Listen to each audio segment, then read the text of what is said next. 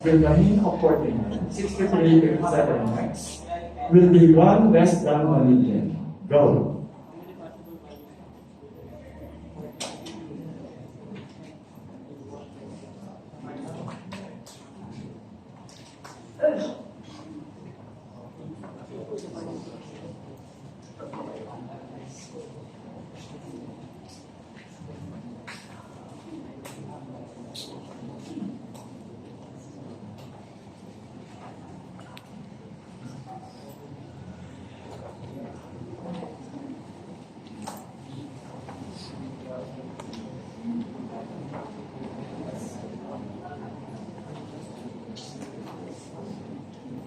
Right answer.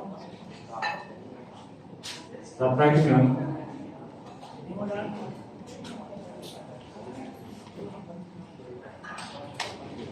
There are only 3 possible values of x. So and the values are 39, 59, and 67. 51 x of the mean.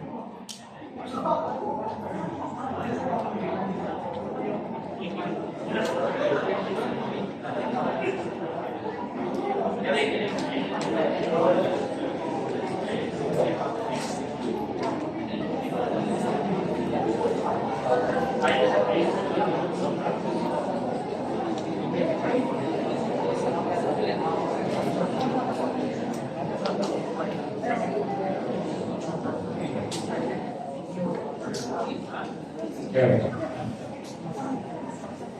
So Alvo, Galmigray, David Fernando, Bernardo, Escultura,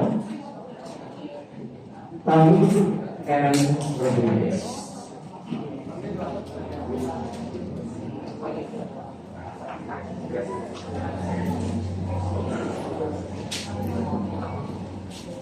This is question number 7.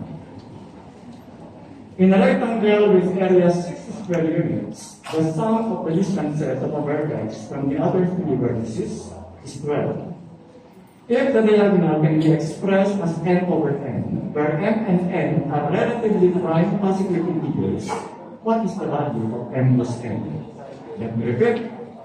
In a rectangle with area 60 square units, the sum of distances of a vertex from the other 3 vertices is 12.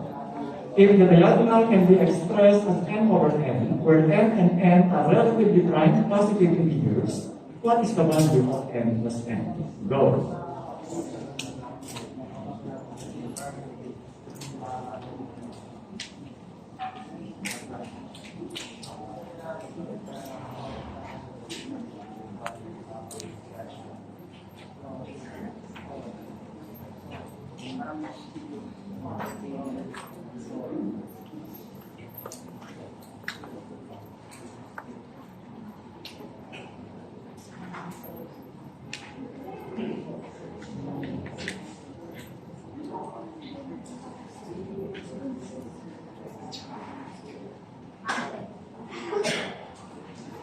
Okay, hands up.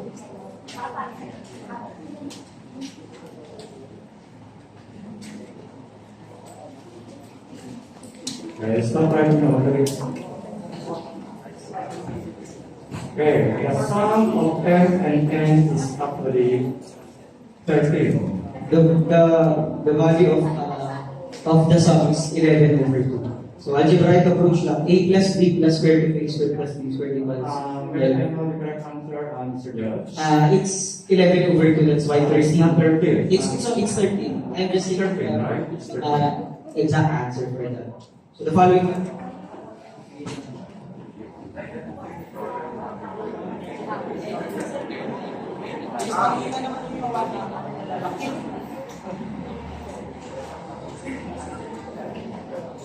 Use the smaller one as your answer sheet, and the bigger one your sketch sheet. So there are only 3 segmentary who got it right. She, and then Tam, and finally Rodriguez.